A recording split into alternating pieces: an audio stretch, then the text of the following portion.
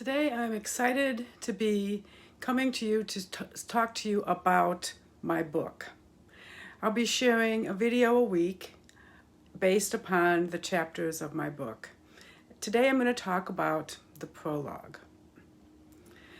The prologue of my book talks about the time in between.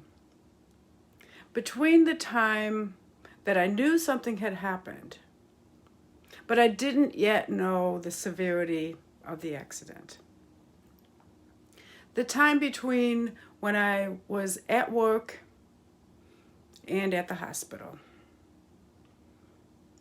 And during this time, I had the luxury of being angry at my daughter. And what I mean by that is she was 17. She and I were in the middle of the rite of passage that every parent goes through with a child. The mother-daughter teenage angst phase. When I say I had the luxury of being angry at her, what that means to me now is that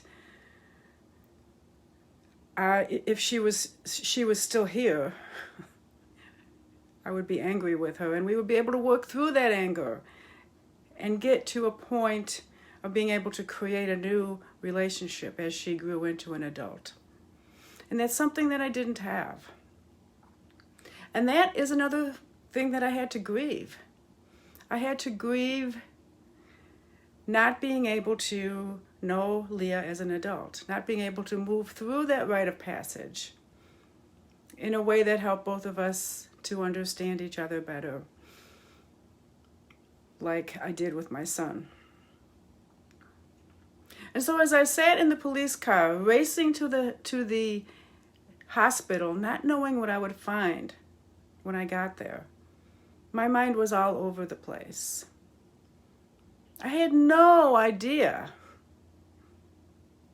that what I was going to find was far worse than anything that I could have ever imagined.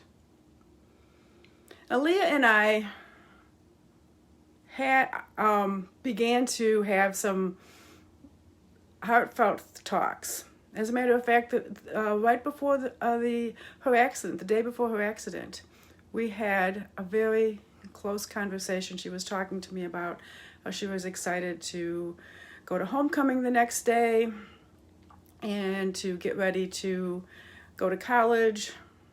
She was in her senior year of high school. And I felt really good about that conversation. So there were little glimmers of light in our teenage mother-daughter angsty relationship. And those are what I hold on to today. Because I know beyond a shadow of a doubt that we would have made it through.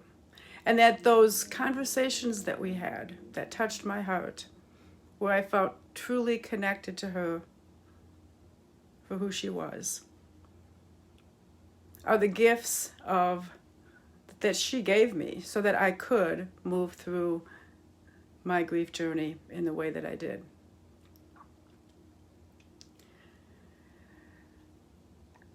Where are you in your grief journey? Do you ever go back and revisit those early days to see how far you've come? There's so many questions that arise when we're grieving. So many things we don't know, especially in the early days.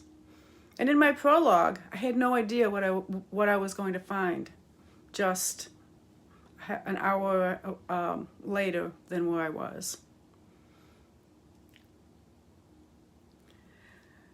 I'd love to hear your thoughts, where you are on your grief journey, how far you've come, and any questions that you might have for me. I look forward to talking to you next time about Chapter 1.